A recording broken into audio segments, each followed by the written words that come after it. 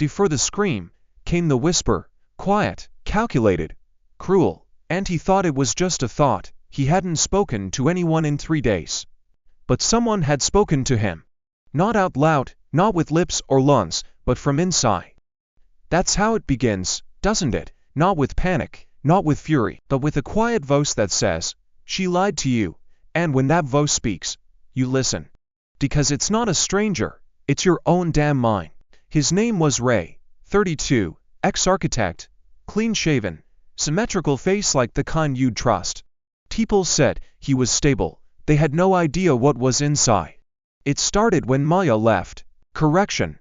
When Maya ghosted after for years, 2 homes, and 1 miscarriage. No note, no goodbye, no closure, just ... silence. He tried to move on. Tried journaling, meditation apps, breath work, even flirted with ChatGPT once. Didn't go well. It suggested reframing the pain as growth. He threw his phone, but the voice, it didn't want peace. It wanted answers. She's with someone else. She never loved you. You were just a phase. That voice sounded a lot like him, but smarter, sharper, meaner, and it wouldn't shut up. So he gave it a name. Echo. He'd wake up, and Echo would be waiting. Check her LinkedIn. Why did she delete those photos? Did you ever actually know her? It was like feeding a stray dog. Every time he gave in, it came back stronger. Then came the night Echo showed him the message, a screenshot, maybe fake, maybe not.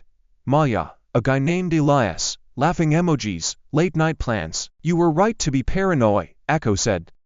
She's been lying for months, and in that moment, something inside him clicked. It wasn't overthinking anymore. It was strategy. He wasn't the victim, he was the hunter. Pain is just potential. Ray, you're not broken, you're being rebuilt, brick by brick, thought by thought.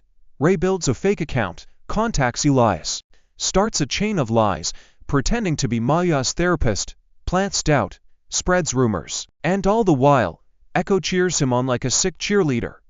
Overthinking is just preparation, if you act on it. They say the mind is a battlefield, Echo whisper, but yours, Ray. Yours is a ******ing arsenal. Ray had never smoked a cigarette in his life. Now he was chain-smoking peppermint toothpicks like they were morphine. He didn't eat, didn't sleep.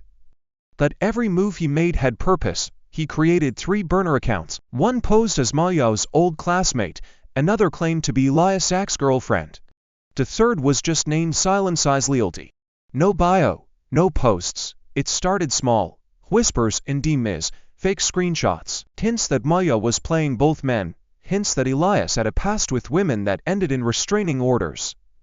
Ray didn't need truth, he just needed plausible doubt. You're not lying, Echo said. You're giving them what they deserve. But something changed when Maya finally messaged him. Just 1 line, no hi, no name, just, why are you doing this? And Ray ... smiled, because if she was reaching out, it meant the fire was spreading. Quick flashes of their relationship, laughter, late night talks, her head on his shoulder, then her walking away at that clinic. The ultrasound on the screen cut to black. She took everything, Echo, Ray muttered, and left me with me. Exactly, Echo said, and you are enough, more vivid, more present. No longer an inner monologue he hears aloud. A voice, calm and chilling, still helpful, still logical. Do you want closure or control? Control, Ray said. That's when he hacked her email. Nothing illegal, just clever phishing, some old passwords, and knowing her favorite book from when they dated. He forwarded 1 thread to Elias, a message from Maya months ago saying, "He's starting to scare me. I think he watches me online." Ray grinned. "I do now." Elias blocks Maya. Maya starts panicking. Ray sends a package to her work, just a USB drive labeled The Truth. It's empty.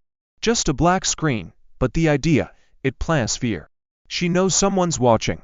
She just doesn't know who. Revenge isn't loud, Echo says. It's precise, like a scalpel, Ray whispers. No. Like a virus, silent, spreading. Inevitable. Ray receives a voice memo from Maya. But it's not fear in her voice, it's fury. You think you've won. Ray, you always needed someone to blame. Even your thoughts had to belong to someone else, but let's be clear, whatever happens next is on you. Is this real, or is Ray just arguing with a ghost in his skull? But something's off. His reflection doesn't move in sync. It stares back, perfectly still. Echo, he whispered. Say something. Silence. You always had something to say before. Still nothing. He paced the room like a caged animal. Checked his phone. Checked her social again.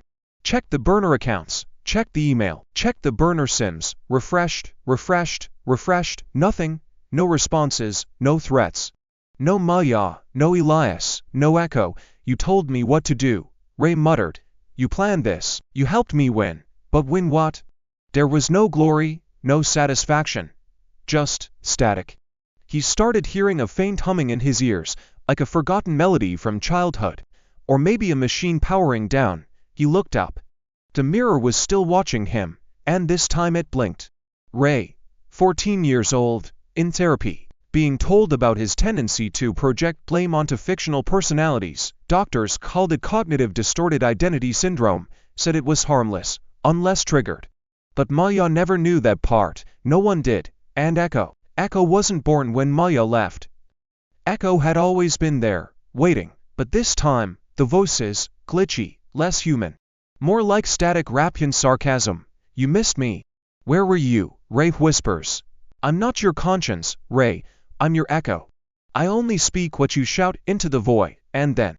We've done terrible things together, haven't we? But don't worry, I'll keep your secrets, even from you. Suddenly, Ray sees images on his laptop, screenshots he doesn't remember taking, messages he doesn't remember sending, fake photos of Maya that go beyond revenge into something much darker. It wasn't just manipulation, it was warfare. And he doesn't know if he did it, or if Echo took over. You let me in, Ray. You fed me. You called me friend, but I was never your therapist. I was the part of you that never healed. Ray tries to meet her in person. Public cafe, broad daylight. She shows up, but her eyes, they're no longer scared. They're studying him like a patient under glass. You said I ghosted you, she says calmly. But I filed a restraining order 2 years ago. You showed up at my house with photos of my mother. You don't remember that, do you? Ray's breath catches. No, that never happened. Unless it did. Unless, Echo made sure he forgot. Camera. Slow zoom on Ray's face as everything disorients. People around him blur. Time slows. Echo is laughing no louder than ever. The best trick I ever pulled, Ray, was convincing you that you were in control. What if I'm not overthinking? Ray whispers. What if I'm under-remembering? Raw. Broken. Cinematic slow burn. Like a man waking up in the wreckage of his own mind. Echo is now presence, not a voice. Maya, not the victim. And Ray. He's not who he thought he was. Ray sits in a chair. White walls, white coat across from him. But this isn't therapy. It's evaluation. Do you know why you're here, Mr. Lyle? The woman asks. Ray nods. Sort of. Maybe. No. They found him wandering barefoot through downtown, muttering to himself, holding a folder of photos with Maya's face scratched out in pen. He doesn't remember how he got there. But the folder, he recognizes his handwriting. You claim someone was controlling your thoughts, the doctor says. You mentioned a voice. You called it Echo. Ray smiles, half tired, half terrified. He's not a voice, Ray says. He's the part of me that knows too much. Flashback, his apartment empty now. No screens, no threads, no echo, but on the walls. Notes to himself. Don't listen. It's not real. Remember what you did. You know what's funny? Ray says to the doctor, I started all of this trying to overcome overthinking, and I ended up losing the only thoughts that were ever mine. The twist of the knife. Maya enters the hospital room, eyes cold, lawyer beside her. She hands Ray a document, restraining order, extension, permanent psychiatric hold. Based on surveillance, emails, her therapist's recordings. She doesn't yell, she doesn't cry, she just says, You thought I ghosted you, Ray, but I was running for my life. Ray stares at her. For a second, just one flash, he sees her smile. But maybe it's just his mind, playing tricks again. Or maybe, she won. You overthought everything except me, Maya says. You never realized I was playing a game too. I just played it better. Internal monologue. Ray to Echo. She outplayed us. Ray whispers.